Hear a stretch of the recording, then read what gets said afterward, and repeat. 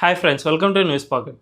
ప్రస్తుతం ప్రధాని మోదీ అస్సాం పర్యటనలో ఉన్నారు. ఈ పర్యటనలో భాగంగా నిర్వహించిన భారీ బహిరంగ సభలో అస్సాం సీఎం హిమంత బిశ్వ శర్మపై కొన్ని కీలక వ్యాఖ్యలు చేశారు. హిమంత బిశ్వ శర్మ అక్రమ వలసదారులపై ఉక్కుపాదం మోపుతూ ఉన్నారు. దీనికి మా కేంద్ర ప్రభుత్వం తరఫున ఫుల్ సపోర్ట్ ఉంటుంది. ఈ అక్రమ వలసదారుల వల్ల అస్సాం చాలా నష్టపోయింది. ఇకపై ఆ పరిస్థితి రాకుండా హిమంత బిశ్వ శర్మ చాలా వరకు అడ్డుకుంటూ ఉన్నారు. ఇది చాలా అభినందనీయం అని మోదీ తెలిపారు. ఈ వ్యాఖ్యలను బట్టి చూసుకుంటే అస్సాం సీఎంకు కేంద్ర ప్రభుత్వం నుంచి అక్రమ వలసదారులకు వ్యతిరేకంగా చేస్తున్న పోరాటంకు సంబంధించి చాలా ఫుల్ సపోర్ట్ ఉన్నట్టే స్పష్టంగా అర్థమవుతుంది. అంతేకాకుండా సెంట్రల్ గవర్నమెంట్ సైతం అక్కడ అక్రమ వలసదారులను తరిమేసేందుకు చాలా నిబద్ధతతో వ్యవహరిస్తోంది అని కూడా స్పష్టంగా అర్థమవుతుంది. మరి అస్సాం సీఎం ఇప్పుడే కాదు, ఆయన కాంగ్రెస్లో గతంలో ఉండేవారు. ఆ కాంగ్రెస్లో ఉన్న సమయంలో కూడా ఈ అక్రమ వలసదారులను దేశం నుంచి తరిమేయడానికి, అంటే బంగ్లాదేశ్ బార్డర్ అవతలకి తరిమేయడానికి ఎన్నోసార్లు పోరాటం చేశారు. కానీ అప్పుడు అధికారంలో ఉన్న కాంగ్రెస్ గవర్నమెంట్ దీన్ని పట్టించుకోలేదు సరికదా. తిరిగి అస్సాం సీఎం హిమంత బిశ్వ శర్మని ఘోరంగా అవమానించి పంపించేసింది. దీనివల్ల ఆయన ఆ తర్వాత బీజేపీలో చేరారు. ఆ తర్వాత ఆయన సీఎంగా ఎదిగారు. ఈ టైంలో ఆయన చేస్తున్న ఈ పోరాటం అనేది చాలా అభినందనీయం అని కూడా మోదీ అన్నారు.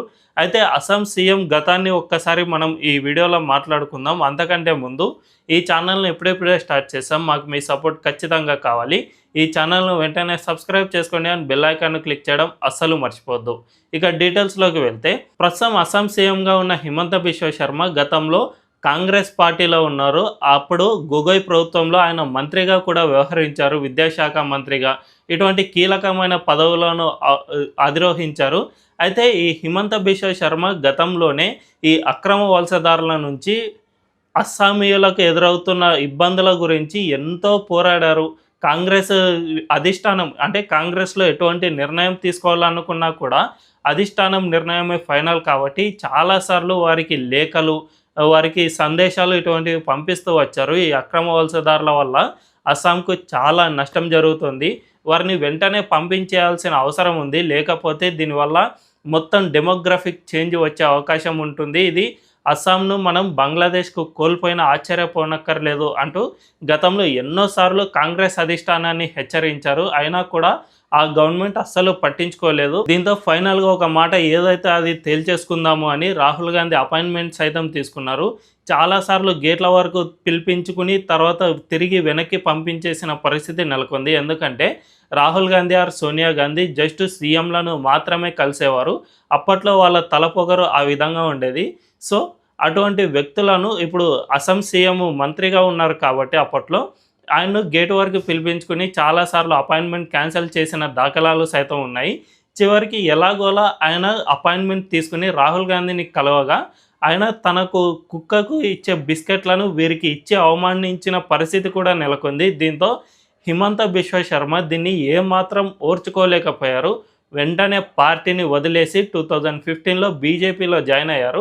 అప్పుడు ఇక గవర్నమెంట్ హిమంత వెంట చాలామంది ఎమ్మెల్యేలు ఆయన వెంట వచ్చేసారు బీజేపీలోకి. దీంతో మొత్తం గవర్నమెంటే మారిపోయే పరిస్థితి ఏర్పడింది. ఆ తర్వాత అస్సాంకు సర్బానంద సోనోవాల్ సీఎంగా అయ్యారు.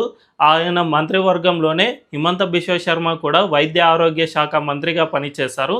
ఇక ఒక 5 years టర్మ్ అయిపోయిన తర్వాత ఏకంగా హిమంత బిశ్వ శర్మని సీఎంగా అయిపోయారు. దీంతో అప్పటి నుంచి అక్రమ వలసదారులపై చుక్కలు చూపిస్తూ ఉన్నారు, వారిపై ఉక్కుపాదం మోపుతూ ఉన్నారు. వారికి సంబంధించి అస్సాంలో ఫస్ట్ టైం ఎన్ఆర్సీని ప్రవేశపెట్టి మొత్తం అందరి లెక్కలు తీశారు. ఎవరెవరు బంగ్లాదేశ్ నుంచి అక్రమంగా వలస వచ్చి నివాసం ఉంటున్నారు, ఎవరెవరు ఇండియన్స్ అని సెగ్రిగేట్ చేసేందుకు ఈ ఎన్ఆర్సీని సైతం ఇంప్లిమెంట్ చేసి విజయం సాధించారు. అంతేకాకుండా ఎక్కడెక్కడ అక్రమ వలసదారులు అయితే నివాసం ఉంటూ ఉన్నారో వారి ఇళ్లనన్నిటినీ కూల్చి నేలమట్టం చేస్తూ ఉన్నారు. తాజాగా కూడా, అంటే కొద్ది నెలల క్రితమే మొత్తం 10,000 హెక్టార్లలో అక్రమ వలసదారులు నివాసం ఉంటున్న ప్రాంతాల్లో మొత్తం ఖాళీ చేయించి అక్కడ బుల్డోజర్ యాక్షన్ను సైతం చేపట్టి అందరినీ ఖాళీ చేయించి వెనక్కి పంపించేసిన పరిస్థితి నెలకొంది. ఇది రాష్ట్ర వ్యాప్తంగా పెద్ద ఎత్తున నిరసనలు, పెద్ద ఎత్తున విమర్శలకు దారి తీసింది. మరీ ముఖ్యంగా ముస్లింలు దీన్ని పెద్ద ఎత్తున వ్యతిరేకించారు. అంతేకాకుండా కాంగ్రెస్ పార్టీ గురించి మనందరికీ తెలుసు.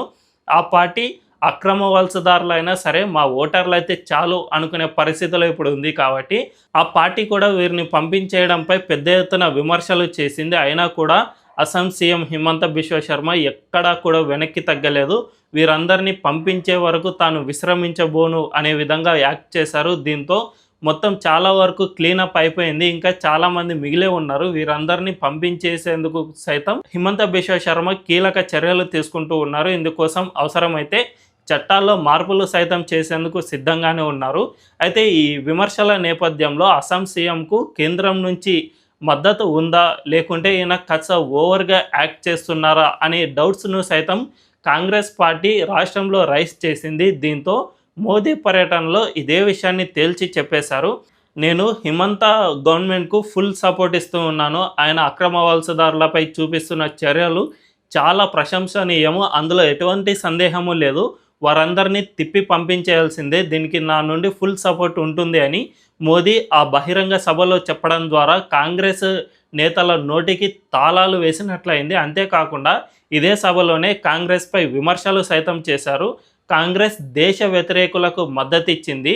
సో అందులో భాగంగానే బంగ్లాదేశ్ నుంచి వచ్చిన వారికి కూడా ఆ పార్టీ సహకరించింది, వారిని తన ఓటర్లుగా మార్చుకుంది అని మోదీ విమర్శించారు. దీంతోపాటు కాంగ్రెస్ పార్టీని మనం అసలు నమ్మకూడదు, అక్రమ వలసదారులను ఖచ్చితంగా తరిమేయాల్సిందే, అందులో హిమంత చాలా పర్ఫెక్ట్గా వర్క్ చేస్తున్నారు అని చెప్పడం ద్వారా ఇక ఆ రాష్ట్రంలో విమర్శకుల అందరికీ నోటికి తాళాలు వేసినట్లయింది. సో దీన్ని బట్టి చూసుకుంటే ఇక అస్సాం సీఎం హిమంత బిశ్వ శర్మ ఈ అక్రమ వలసదారులకు వ్యతిరేకంగా తీసుకుంటున్న చర్యలు ఇక మరింత ముందుకే సాగనున్నాయి. అంతే తప్ప ఈ విమర్శల నేపథ్యంలో ఎక్కడ కూడా ఆగిపోయే ప్రసక్తే లేదు అని స్పష్టంగా అర్థమవుతుంది. ఈ వీడియో కనుక మీకు నచ్చినట్లయితే ఖచ్చితంగా మా ఛానల్ను సబ్స్క్రైబ్ చేసుకోండి అండ్ బెల్ ఐకాన్ను క్లిక్ చేయడం అస్సలు మర్చిపోవద్దు. Thank you.